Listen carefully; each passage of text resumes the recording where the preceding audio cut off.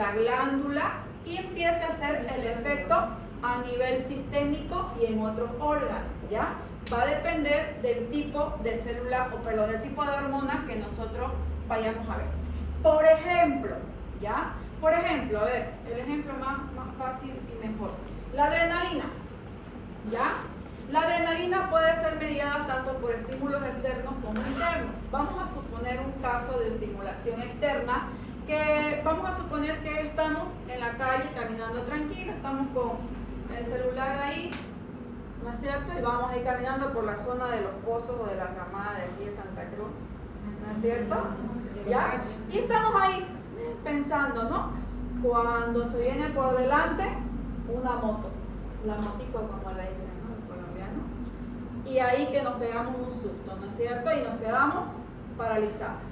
Bueno, hay cierto estímulo externo que van a hacer que el ser humano actúe de distintas formas. Hay unas personas que van a actuar quedándose como en shock, quieto, en pánico. Otras personas que van a tener las ganas de huir y de correr, ¿no es cierto? Y otras personas que puede ser tanto el miedo y el pánico que pueda relajar esfínteres como orinarse o defecar, ¿no es cierto? ¿Pasa eso? ¿Han visto? Sí. Sí, ¿no es cierto?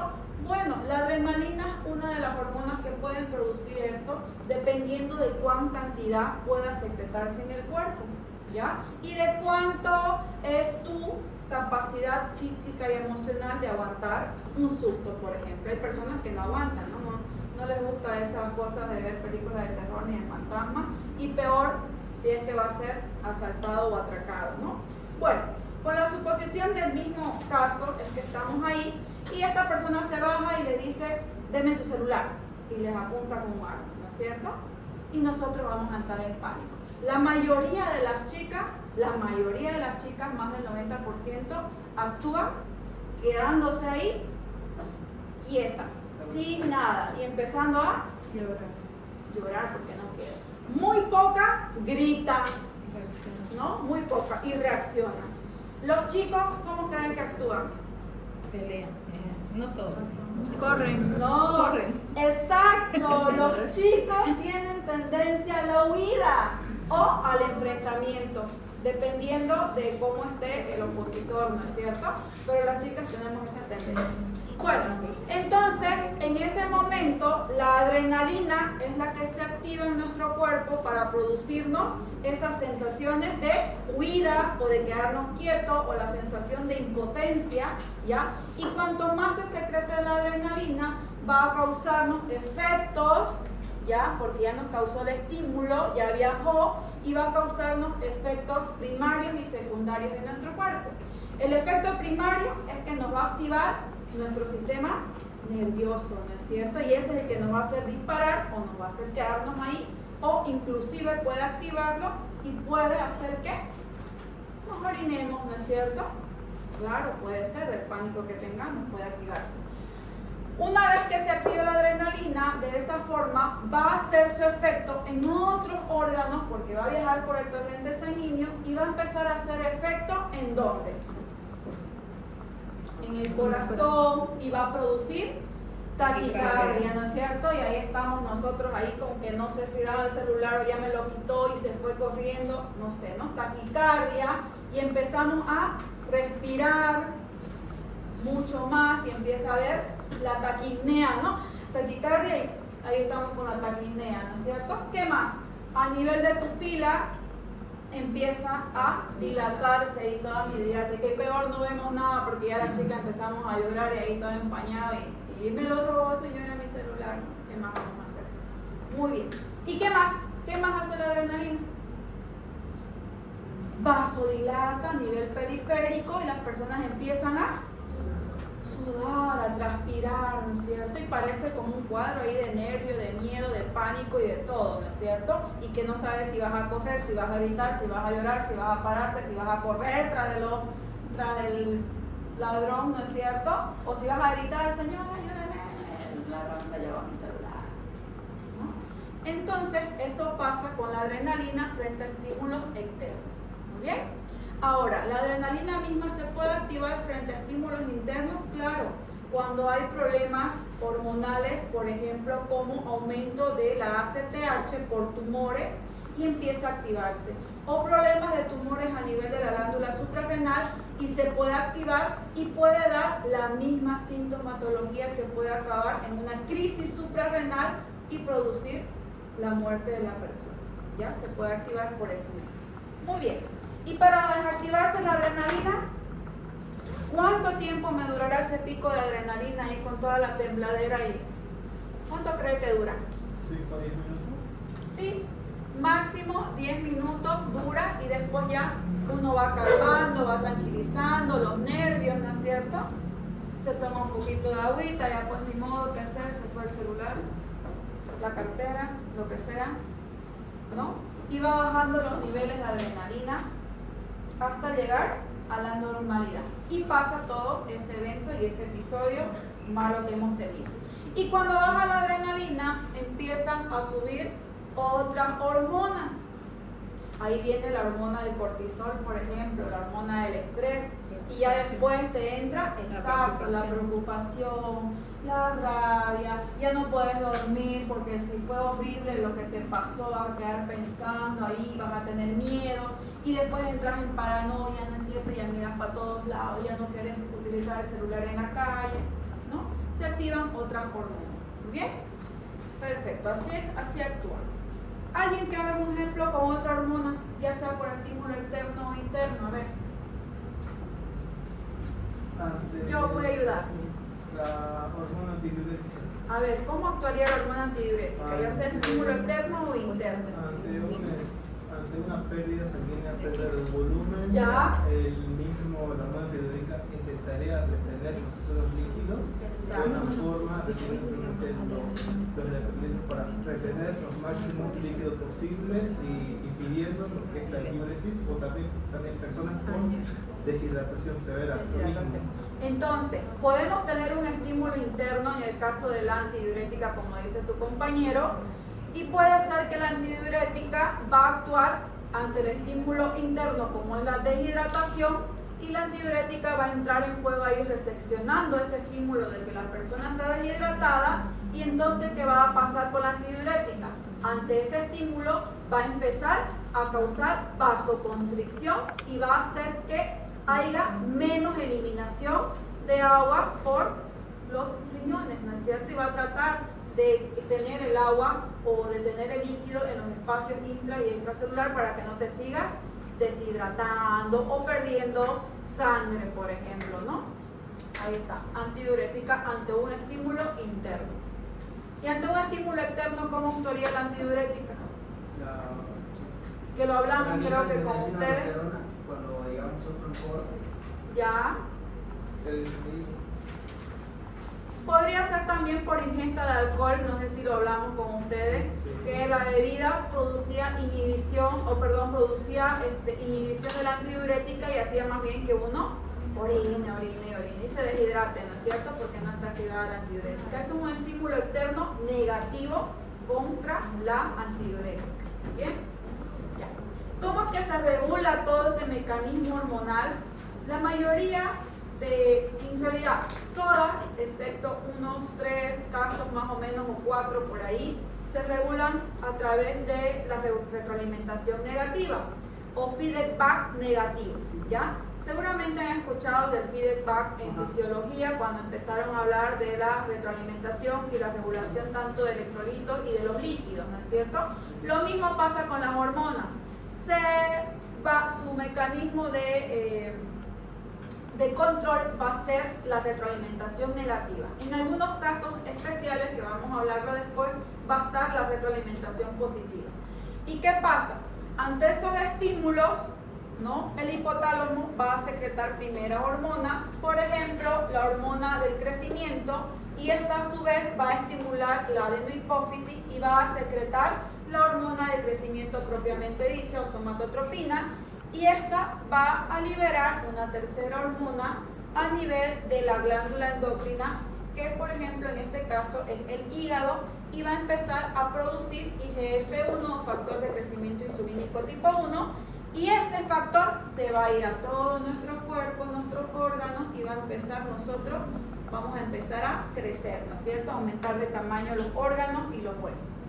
Cuando tiene suficiente IGF-1 y GH en los órganos alejados, ya, o en los músculos o en los huesos, va a enviar esa misma célula que captó con su receptor, va a enviar una señal para atrás de retro, por eso se llama de retro, va a enviar una señal directa a primero la glándula que secretó la tercera hormona.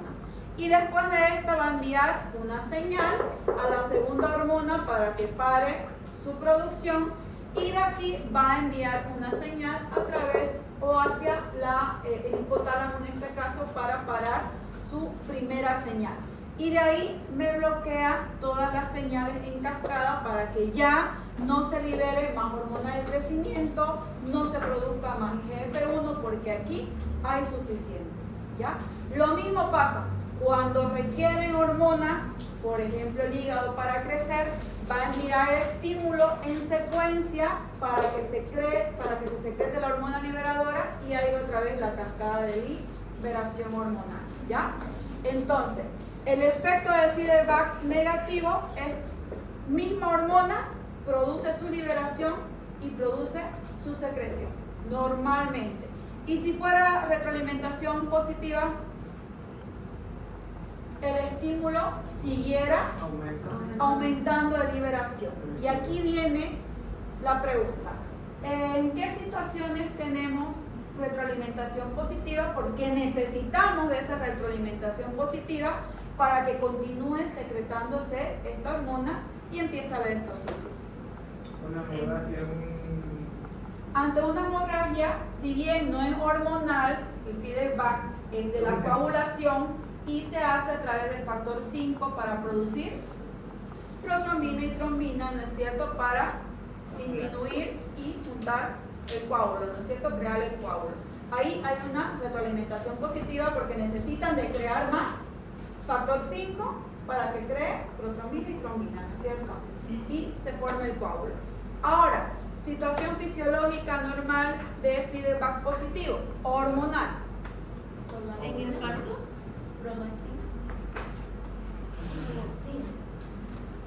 En el parto, para la contracción.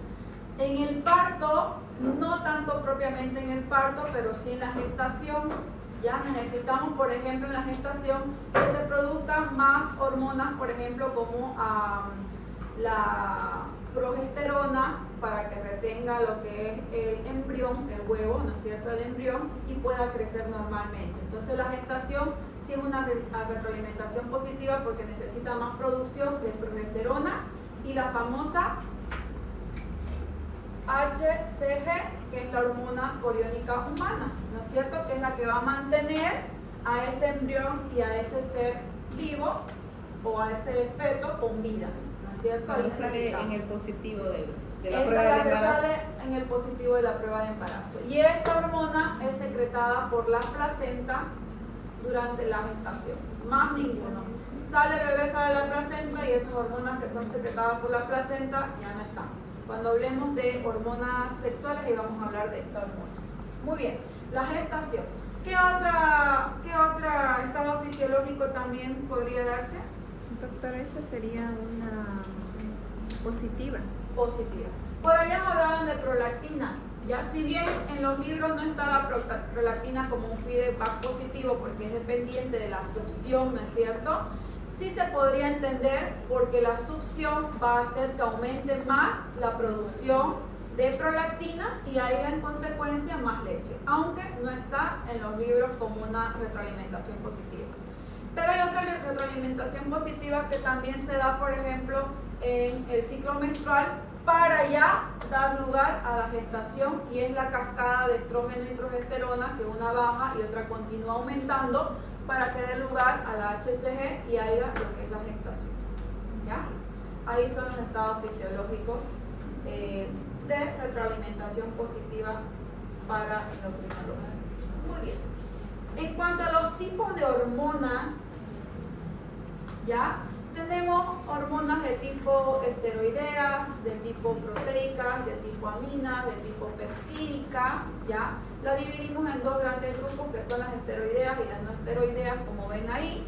Y las esteroideas, pues, son la aldosterona, los estrógenos, la progesterona y la testosterona. En cuanto a las proteicas, son la hormona de crecimiento, prolactina, calcitonina, insulina y glucagón. Los péptidos vendría a ser la ADH, que la hemos visto, la oxitocina, la somatostatina, que son las más comunes, y las derivadas de aminoácidos simples, noradrenalina, adrenalina, melatonina y la tiroxina, o T4, y las glucoproteicas son folicoestimulantes, FSH, LH, TSH y esta que es la gonadotropina coriónica humana.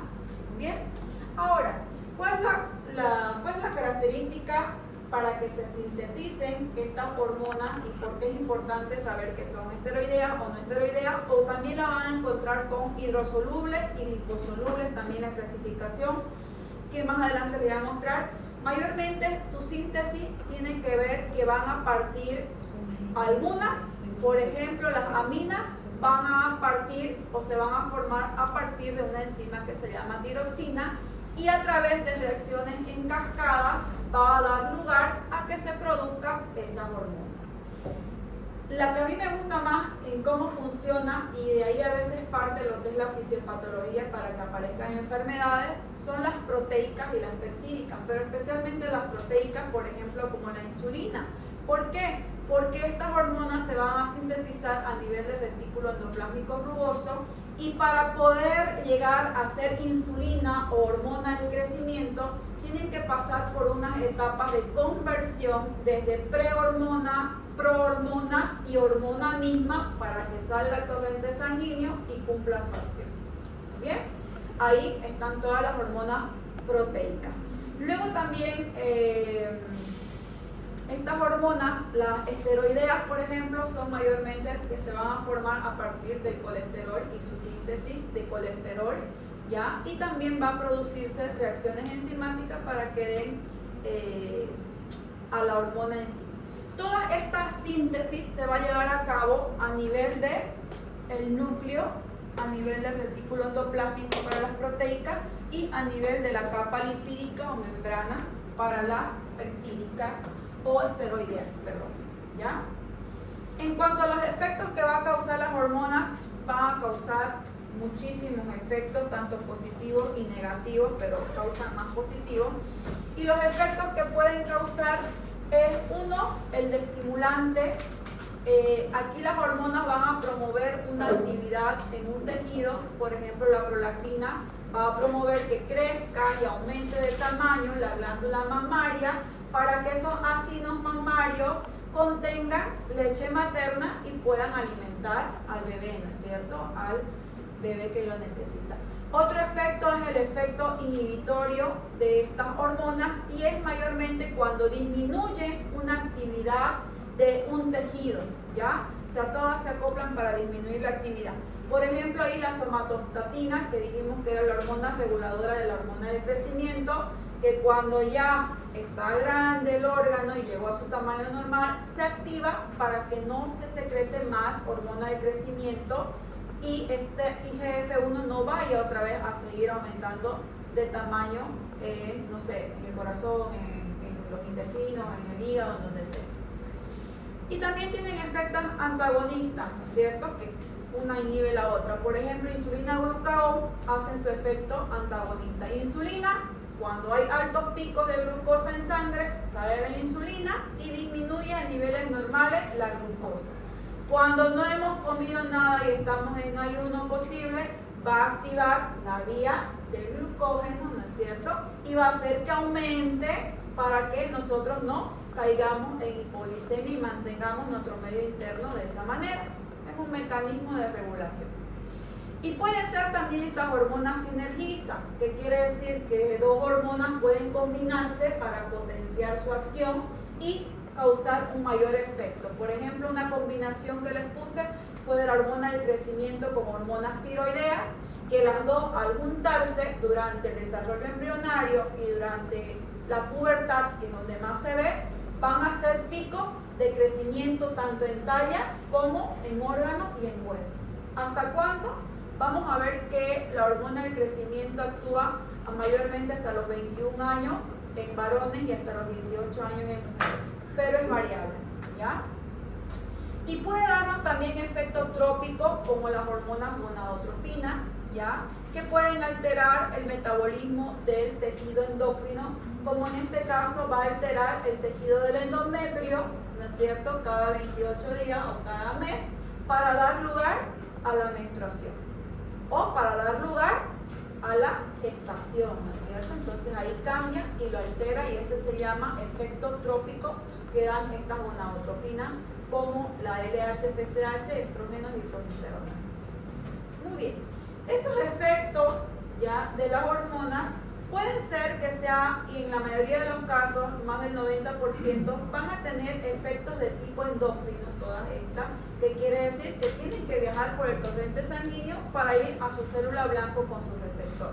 Pero también puede darnos efectos parácrinos, que quiere decir que puede haber una célula con su receptor adyacente para captar y producir el efecto, ¿ya? Puede ser muy cerquita, pero cuando está en la misma célula su receptor y su liberación se llama efecto autócrino, ¿ya? Libre, que quiere decir que la célula misma puede liberar y puede producir receptores para que capten esa señal y puede producir ahí mismo en ese órgano o en esa glándula su efecto, ¿ya? Entonces todas estas propiedades las tienen todas las hormonas. Todas las hormonas actúan de esa manera en nuestro organismo para regular nuestro medio interno. ¿Qué quiere decir? Que nuestro medio interno y nuestro cuerpo no solamente es agua y electrolitos, ¿no es cierto?, sino también tiene una cascada de hormonal del sistema nervioso actúa el sistema inmunológico. Y aquí quería venir a hablarles de algo que hoy en día y en la actualidad se habla mucho y se llama psico, neuro, inmuno, endocrinología. ¿Han escuchado? Largo ese nombre, ¿no? Bueno, esto de acá es una terminología que hace unos 5 años, tal vez un poquito más, empezó a introducirse en este mundo de la especialidad de endocrinología, porque a tantos estudios se ha visto que el cuerpo humano no solamente es independiente, por ejemplo, de electrolitos o independientemente de una secreción hormonal, sino que todo el conjunto, tanto la parte psicológica o de la mente, como la parte neurológica o del sistema nervioso y también la parte inmunológica, interfieren para que este estado hormonal esté normal o se altere y produzca enfermedad. ¿Ya? ¿Qué quiere decir? Que si nosotros vivimos, por ejemplo, y el ejemplo más común, bajo estrés, por algún motivo, no sé, falta de dinero, que no hay para pagar la mensualidad, que no hay para comer, que no sé, no tengo trabajo, que lo que sea, vamos a secretar solamente con el estímulo de nuestra mente hormonas del estrés. Y ahí viene el cortisol. Y el cortisol va a hacer que se inhiba algunas otras hormonas, como por ejemplo de la melatonina, y nosotros paremos con insomnio. Y esa melatonina no se va a secretar y nos va a dar insomnio, y el insomnio produce desgaste a nivel celular, envejecimiento celular y te lleva a enfermedades crónicas. Solamente con pensar. Por eso es que ahora dicen cuiden sus pensamientos, ¿no es cierto? Ahí está, ahí va.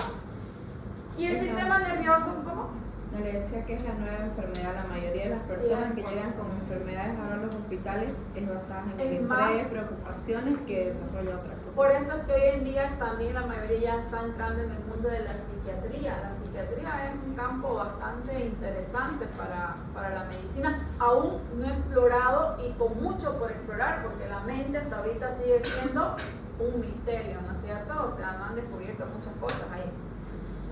Y la neuro o el sistema nervioso pues sí contribuye a la activación de mensajeros o neurotransmisores dañinos, por ejemplo, y pueden repercutir en el mismo sistema nervioso, llevándote a estados de taquicardia, ¿no es cierto?, acompañado de taquicardia, te viene la ansiedad, respiras involuntariamente tu taquipnea, ¿no es cierto?, no puedes dormir, no puedes comer, ¿no?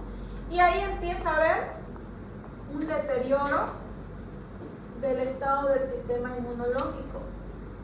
Por eso es importante el sistema inmunológico y está ligado y relacionado todo. Cuando tú estás en ese estado, tu sistema inmunológico tiende a disminuir. El estrés va a hacer que tu sistema inmunológico disminuya. Y al disminuir por un estado de estrés mental, pues va a hacer que puedas estar susceptible a cualquier enfermedad. Especialmente el resfrío común y la gripe. Cabalito es cuando están estresados en un inicio, resfrían y tienen un resfrío 3-4 veces al año, o vienen con su rinitis también de tipo alérgica, su asma que se puede activar, se activa el lupus, se activan enfermedades inmunológicas como diabetes mellitus tipo 1, o sea, el estrés y todas esas cosas te llevan a que se activen enfermedades inmunológicas, ¿no? Y ahí empieza a haber un desorden hormonal endocrinológico. Entonces todo eso va ligado, ¿ya? Va ligado. Y todo eso también va a repercutir tanto en el balance hídrico, en el balance electrolítico y en el medio interno. Y cuando acordas, estás con un desajuste de todo, ¿no es cierto? Y que ahí te manda un especialista, otro especialista que acomoda una cosa, pero el otro tiene que acomodar otra y el otro después te manda. Y por último llegas al psiquiatra, que era el que tenía que curarte de un principio porque era tu estado mental y emocional el que estaba alterado, ¿no? Porque antes te fuiste al cardiólogo porque pensaste que era taquicardia, que te iba a dar infarto mundial del mundo, pero no te fuiste a atender la mente, ¿no es cierto? Muy bien. Entonces estas hormonas y su mecanismo de transporte van a ser de tipo hidrosolubles y liposolubles. En cuanto a las hidrosolubles tenemos a los péptidos, catecolaminas, la glucoproteína, y son hidrosolubles porque se van a disolver en el plasma y se van a transportar desde ahí a su tejido efector, pero estos van a requerir segundo mensajero a nivel celular como el AMP cíclico, ya, para que pueda cumplir su acción en esa célula diana. Por otro lado, las hormonas liposolubles, que mayormente están las esteroideas y las tiroideas, van a circular, no se van a disolver, van a circular en la sangre, pero estas van a estar con una pareja, o sea, unidas a su proteína. En la mayoría de estos casos van a estar ligadas a proteína G de tipo albúmina, ¿ya? Y van a viajar por toda la sangre acompañada con su proteína, ¿ya? Estas van a requerir de receptores de tipo de núcleo para poder hacer su efecto y también de receptores citoplasmáticos para poder ingresar dentro de la célula al citoplasma y al núcleo y producir su efecto, ¿bien?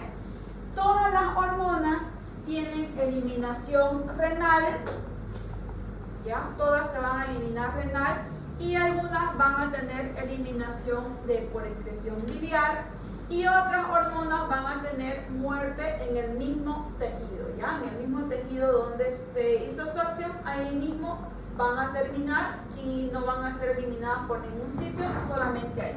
Muy bien, esa forma de eliminación.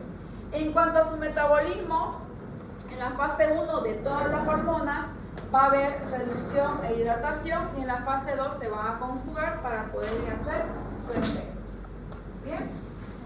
Y aquí está la diapositiva de la retroalimentación negativa, que les explico un poquito más antes, pero ahí está, ¿no? El principal mecanismo de retroalimentación mediante el cual la misma o la propia hormona indica la necesidad, ¿ya?, del aumento o de la disminución de la propia hormona.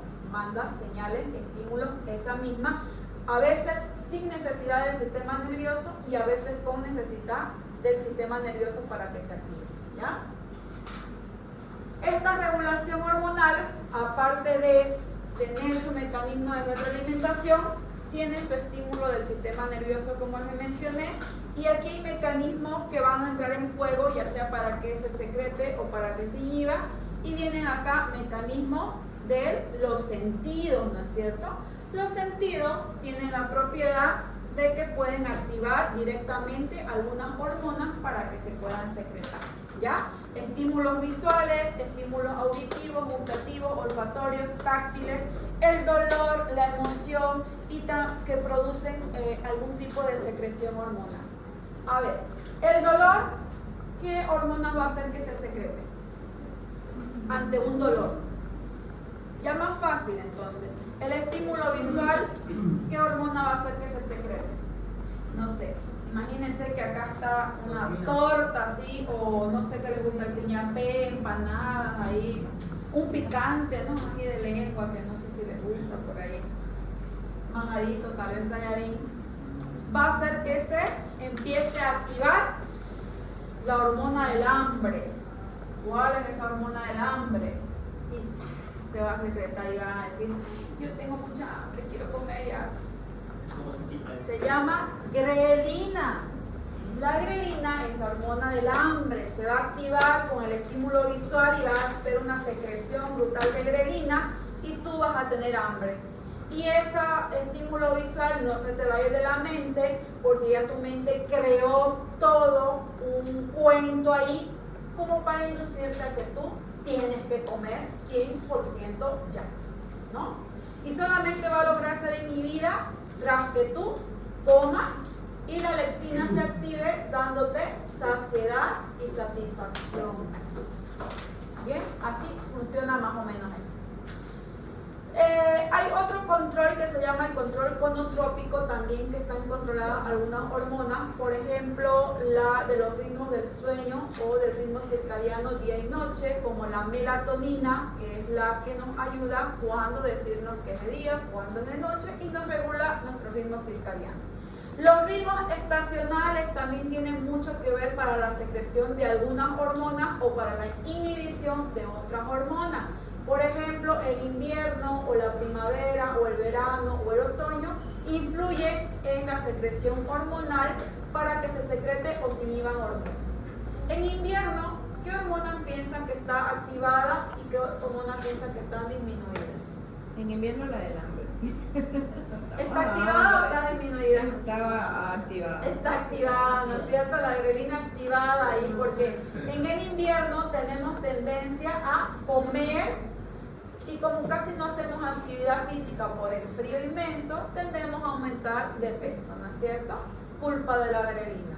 Y en primavera, verano, mayormente se activan las hormonas sexuales, de estrógeno, progesterona y testosterona, ¿ya? Ahí está.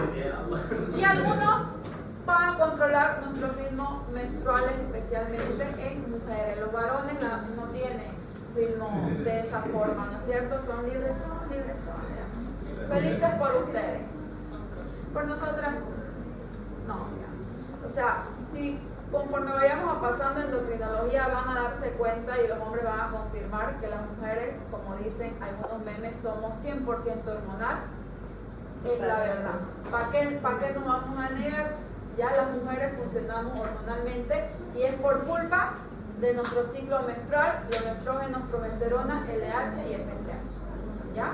Pero también los hombres en cierta etapa de la vida actúan hormonalmente y especialmente entre las edades de 40 años a 60, donde empieza a disminuir los niveles de testosterona y empieza a haber la andropausia.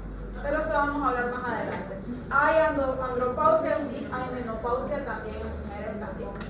Qué feo, ¿no? Pero tenemos que sufrir. No, Parte de la vida. parte de la vida. Grave, ¿no?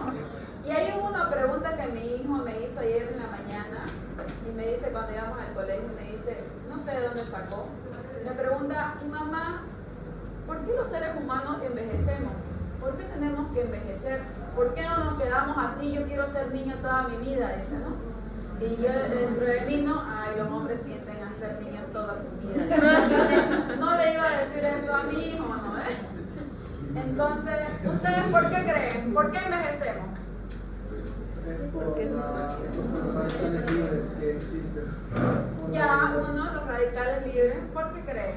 ¿Alguien tiene un pensamiento más profundo fuera de la, que de con la el, medicina? que con la edad se supone que ya no vamos secretando la misma cantidad de hormonas. Ya. Sí. No, Igual los cambios climáticos, ¿no? Van afectando ya, también factores externos, ambientales. ¿Por qué envejecemos? ¿Por qué no podemos ser eternamente, no sé, de 20, 25? Como los tiburones que viven 300 años.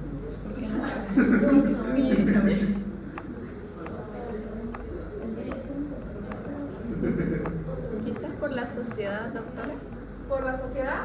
porque te presiona a ser más responsable, a cambiar, y ahí creo que la presión te hace envejecer. Estudiar medicina nos hace envejecer. Sí, es un factor. Somos masoquistas. Pero ¿Ustedes vieron las fotos de las personas de antes, más o menos de los años 50, 60, 70, hasta de los 80, en su fotografía? ¿Vieron cuando sus padres tenían 20 años o 30 y no parecían, y parecían de 40, 50? ¿Se han dado cuenta? O sus padres sí parecían realmente de 20 y de 30. ¿Sí? Mis padres no. ¿Por qué? Porque hubieron muchos, por ejemplo, las personas que son de los 50, los 70, mayormente han tendido a envejecer más rápido, externamente. ¿Por qué? Por la misma sociedad y porque ha sido una etapa de la vida muy dura en donde ellos tenían que trabajar para que su futuro hijo pues sea médicos, abogados, licenciados y la generación mejore, ¿no es cierto? Entonces la mayoría de ellos, ustedes ven la foto y comparan y van a ver que tenían 20 pero que no parecían tanto de 20, ¿no? Que parecían, no sé, de 30 tal vez, ¿no? Y han visto la fotografía de hoy en día con relación a edades, que ha cambiado un poco, que hay jóvenes, por ejemplo, que tienen 30, personas que tienen 30 y parecen de 20. ¿No es cierto? O tienen 50, ¿no? Y parecen de 30. ¿Qué ha cambiado ahí? Son vagos. Son vagos. Más que nada, yo que pienso que el estilo de moda como era antes también Ya, la moda también influye. eso mucho cambia lo que es como uno percibe y también lo que es el cuidado. Todos. Pero también la economía, ¿no? Con La el tiempo economía. ha mejorado y además que la mujer de antes no podía darse el lujo de decir me pongo crema, me cuido, uno porque la Exacto. sociedad era más chica, ella no trabajaba, se dedicaba a ser ama de casa y no tenía para. Entonces hay muchas cosas que influyen en el envejecimiento, ¿no es cierto? Y en el rejuvenecimiento, ¿no? No somos de la misma época de la que eran nuestros padres y nuestros abuelos, para nada. Ha cambiado mucho y es muy cierto que ahora, por ejemplo, las mujeres ya tienen más derechos para poder hacer lo que quieran con su vida, ¿no es cierto? En todas las formas, ¿no? Antes no. Y el envejecimiento se veía más en mujeres más que en varones. Ahora ya es par con par, ¿no es cierto? Ya el envejecimiento tanto para mujeres y varones es como si se haya detenido. La parte económica también forma parte fundamental para que eso sea posible o no, porque los padres de antes se rajaban sol, mañana, tarde y noche, ¿no es cierto? Y hoy día, ya cuando uno es profesional, pues ya no tiene que estar 24/7 bajo el sol, ¿no es cierto? Ya uno tiene diferente tipo de vida, ¿no? Y tenían muchos hijos y la preocupación era harta. Muchos hijos, ¿no? Claro, antes se pensaba en la reproducción. Mientras más hijos, y especialmente hijos varones, tenía una familia, era más pudiente esa familia, ¿no? Interesante la historia. Bueno, pero si nos remontamos a más atrás, y para los que les guste leer la Biblia y ver todas estas cosas de la Biblia, el envejecimiento realmente viene desde la antigüedad y desde que Adán y Eva pecaron. Porque antes de eso nosotros íbamos a tener vida eterna y no íbamos a envejecer como estamos envejeciendo y no íbamos a sufrir enfermedades de las cuales teníamos, ¿no es cierto? Pecaron y desde ahí empezó a ver el envejecimiento, ¿no? A morir, ¿no? Entonces de ahí parte la cosa esta del envejecimiento, ¿no? Por el pecado original. Muy bien. Funciones de las hormonas, para ir terminando y así no se aburre. Tiene muchas funciones, cada hormona tiene su función específica, que es la que voy a mencionar acá, pero también cada hormona tiene funciones distintas y como les digo, la prolactina tiene más de 200 funciones o 300 funciones, la hormona de crecimiento tiene más de 100, o sea, no es solamente una sola función. Pero las principales funciones hormonales es de crecimiento y desarrollo, ¿no es cierto? Producción, utilización y almacenaje de nuestra energía, reproducción, equilibrio de nuestro medio interno, acciones complejas que forman todas para que nosotros podamos crecer normal. Una sola hormona puede producir efectos en distintos órganos y la regulación de un proceso biológico a veces necesita requerir de varias hormonas para que pueda llegar su efecto o su acción en ese órgano o en ese tejido que vaya a ser. ¿Qué enfermedades vamos a ver? Todas, ¿ya? Vamos a ver enfermedades primarias, vamos a ver enfermedades secundarias y vamos a ver enfermedades terciarias. Cuando haya una lesión o una alteración o una inhibición o una destrucción de una glándula, se va a llamar enfermedad primaria. Por ejemplo, en tiroides está la patología primaria del hipotiroidismo primario por hiposecreción o de hipertiroidismo primario por hipersecreción. Esta misma enfermedad puede estar en hipófisis y llamarse hipotiroidismo secundario porque el daño puede estar en hipófisis, o puede llamarse hipotiroidismo terciario porque el daño va a estar en hipotálamo. ¿Bien? Lo mismo en las gónadas, si la lesión, la causa, lo que sea, esté en el órgano, pues se va a hacer de patología primaria, o si está en hipófisis secundaria o en hipotálamo terciaria. Lo mismo pasa para todas las glándulas u órganos, ¿ya? Entonces, esas enfermedades vamos a ir viéndolas de todas, tanto primarias como secundarias, terciarias, por autodestrucción, por cáncer, por tumores, por aumento o disminución de la hormona, ¿ya? Y para la próxima clase vamos a empezar con hormona del crecimiento y vamos a ver enfermedades de su hipersecreción y de su hiposecreción, ¿ya? Muy bien. Hasta aquí el primer parcial. El libro